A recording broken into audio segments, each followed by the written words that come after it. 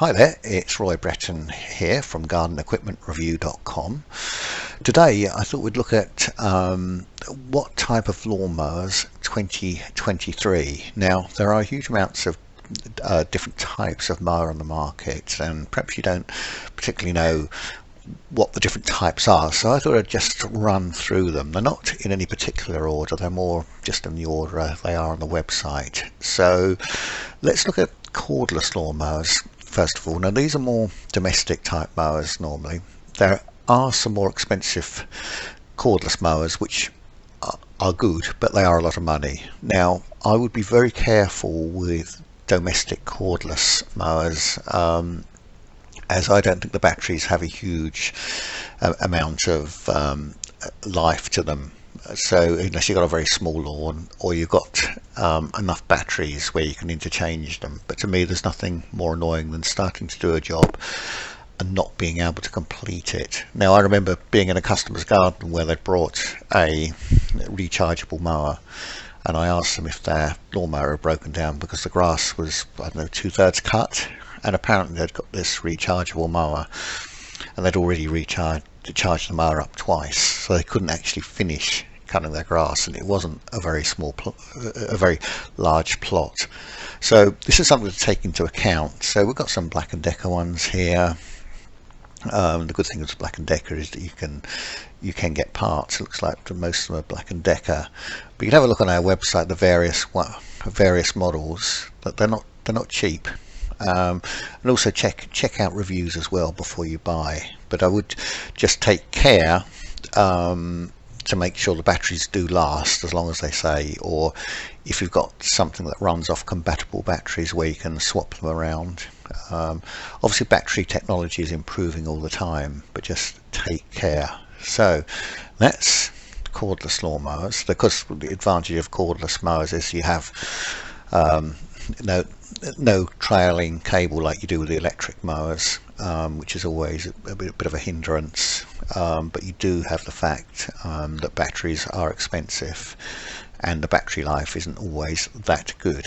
So let's move on to the next category, which is electric hover mowers.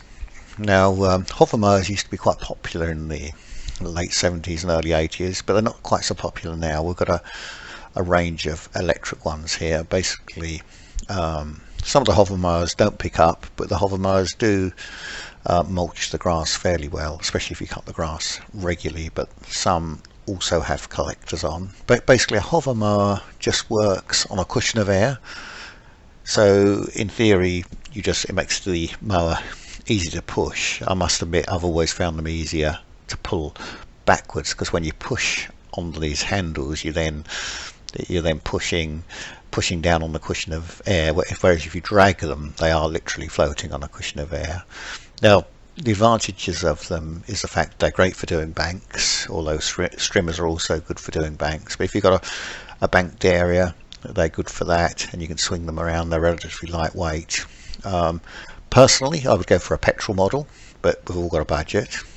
These are all electric, but there's quite a good range of them. Flymo have been making them for a long time, and they do offer reasonable value for money, to be fair. So let's go on to the petrol hover mowers here. Now there aren't that many, to be fair.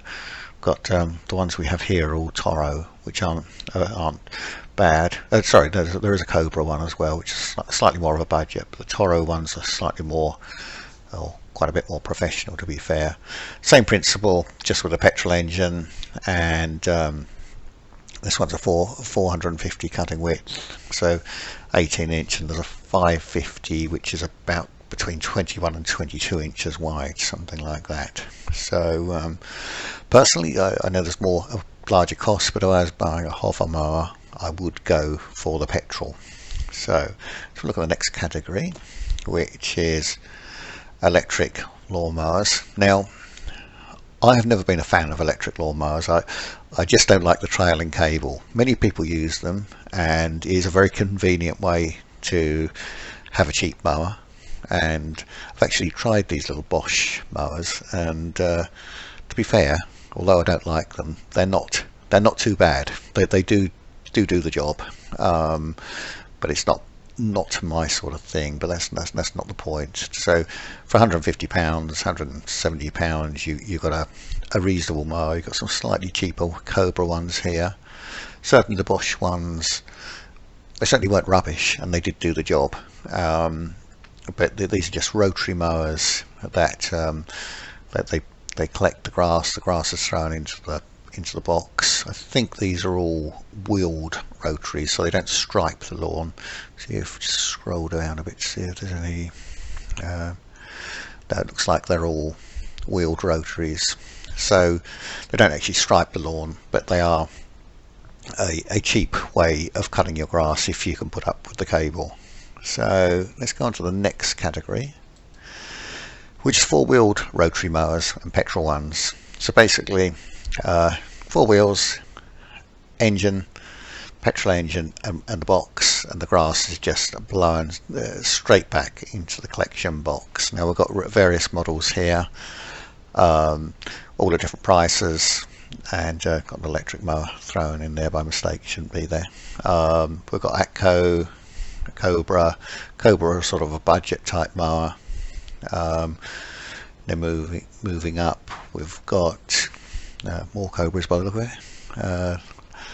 Lots of them. Iron Hill, Hater. I used to use Haters a lot. I would say Haters aren't as good as they used to be, I have to say, on their rotary mowers. They used to be good, but I wouldn't particularly recommend them now. Hyundai, another budget mower, and lawn flights are a budget, but not bad. So really this isn't particularly about what the mower is, it's more about the types of mower and what they can do. So that's those. So let's move on to let's go to the rear roller mowers. So rear roller mowers, similar to the four-wheeled mowers, just that they've got a roller at the back. So let me go on to one which I use. I did use a Hater Harriers for many years, but I've stopped using Haters now, as I don't find them as good as what they used to be. Where are we? Let's find the wee bang. Yes, so this is a model that I use. So this one's a professional model, so you've got them rubber wheels at the front, roller at the back, collection box, and a 3-speed gearbox here on the handlebars, and it's got a proper gearbox, and it's well made machine, which comes with 3-year commercial warranty and 5-year domestic warranty. So we obviously trust our machines. This one has a Kawasaki engine on, but the principle is rotary blade, petrol engine, and the grass is thrown into the bag over the roller, so you get a nice striped finish, which is what I like. And these are also pretty good on wet grass, or if your grass has got a little bit long. They are meant for regular cutting, not for cutting down really long areas, but it'll certainly cope better than any of the other walk behind rear roller rotary mowers that I have had. So that's kind of like the top of the range one, but it's certainly a nice machine. But let's just go back, all sorts of different sizes and prices. 1 or 2 rogue models that shouldn't be in here, I've got in here. Just for your interest, Hyundai give a 3-year warranty. Now they are a cheaper mower, so take care. I always say you get what you pay for in most cases. So just gonna move that across there. So the next ones are ride-on mowers. So these we've got ride-on mowers and lawn tractors. So the ride-on mowers are more this type of thing, smaller machines, and we have a range of these. Once again, they just have a simple cutter deck underneath, 4 wheels, normally driven on the rear wheels, and a compact collector at the back.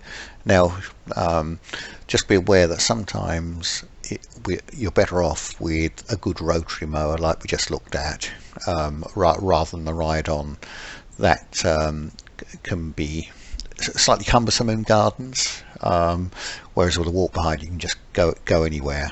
So take care before you buy a ride on, because they're not as maneuverable as a walk behind, and sometimes it's almost as quick with a walk behind if you've got lots of obstacles to go around.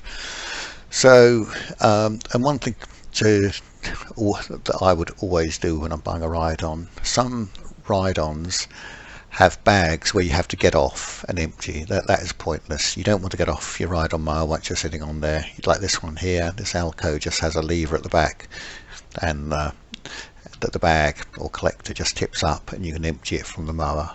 You don't want one where you have to get off and empty the bag. That's just a torment, to be fair, and totally unnecessary.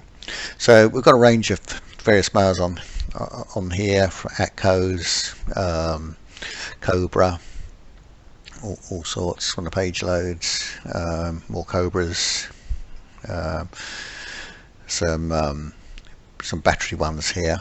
A TZ is more professional range, but good mower, and highly compact. I've owned one of these actually, very compact machine, but they are more expensive than the traditional domestic machines. So let's go on to the slightly larger ones, the lawn tractors. So these are generally bigger, a bit more tractor-like. Once again, we've got all different sorts. There's some here that have where the grass is blown into the box, and we have others. You scroll down a bit where the grass has where the lawnmower has a sweeper. I can see that at the moment. But yeah, there are some types that have a sweeper on. The majority of them have that the grass is blown into the box, but sometimes a sweeper is a good thing, because if it's wet, the sweeper still works effectively, whereas when grass is being blown, it can clog up. But to take care there, it's always good to get a CM machine working if you can. So let's move on to some mulching mowers. So these are just simple four-wheeled mulching lawnmowers. What I like about mulching mowers is there's no need to collect the grass. They simply chop the grass up, and they also help to keep the grass green in dry periods, and just make your grass look better. Now there are some machines that have the option to do mulch and collect, which is useful, but if you get a good mulching mower, it saves a lot of time, because there is no collecting, and it's surprising how long it can take to collect grass. So that's definitely worth looking at. Here we've got some straightforward push lawnmowers, a few cordless ones, but really we're looking at petrol ones. These collect the grass, 4 wheels, petrol engine, and the grass is simply blown in to the collector. Personally, if I was buying one of these, I would like a machine that drives. Just for a little bit more money, you can get something that makes your life easier, but I appreciate we're all on a budget. So if you're looking for a budget mower, these do offer quite good value. And then here we've got self-propelled lawnmowers, same thing basically, but same principle, but these just drive. Not a huge, lots of these mowers are available as push or self-propelled, and like I said, I would go for the self-propelled models rather than the push ones, because it just makes life easier. And then the next section is cylinder mowers. Now, cylinder mowers aren't for everyone. They are fairly specialist, and for the majority of people, I would recommend something like a good quality rear roller walk behind, like we were looking at earlier. Will almost do as good a job. I'm not trying to put you off, but they are fairly specialist. But if you do want something that's going to give a very fine cut, then there's nothing better than a cylinder mower. So the cylinder has a very precision cutting action, so you don't want to be running over stones or rough objects or anything, because you want your cylinder to cut precisely, and if it hits something hard, it's probably going to put the cylinder out of alignment, and then we'll have to go back to a dealer to put it right. So only use these mowers if you really do want a bowling green type lawn. And then here we have Scythe Mowers, not so popular in this day and age, but they're great for cutting down long grass, making small amounts of hay. We've got all different types. Used to be the old Allen side, which is fairly crude, but they came a long way. But you can certainly cut lots of grass with these, lots of longer grass, but it doesn't chop it at all, it just cuts it down, so you almost need to clear up afterwards. But they do have their uses. So, and then we have something totally different here, which are getting more and more popular, seeing more and more of them. Robotic mowers that will cut your grass for you. All sorts of manufacturers now are doing these. Bosch, lots of Bosch ones, Cobra, what else? We got more Cobras, Iron Hill, Flymo, Gardena, Mobot, Raymo, that's a more expensive one, but all sorts, and a few that shouldn't be in there. But these are great if you don't like cutting grass. They mulch. Many of them have a little workstation where you keep them. You can tell them when you want them to come out. They've got rain gauges on, so they go in when it rains, or don't even come out when it rains. So if you don't like cutting grass, not a bad option. They're not cheap, but they can be quite a time saver. And if your garden's got lots of obstacles, then it's probably not going to be appropriate. But if you've got a relatively straightforward lawn, it doesn't have to be a square or rectangle. You can go around borders and things, and the technology is getting better all the time. So definitely worth a look if you don't want to cut your lawn. And then probably the most maneuverable mowers on the market, or the most maneuverable, is the zero turn mowers. So these simply work on what they're literally as they are, zero turn. They've got caster wheels at the front. Let's look at this snapper. Let's bring it up a bit larger.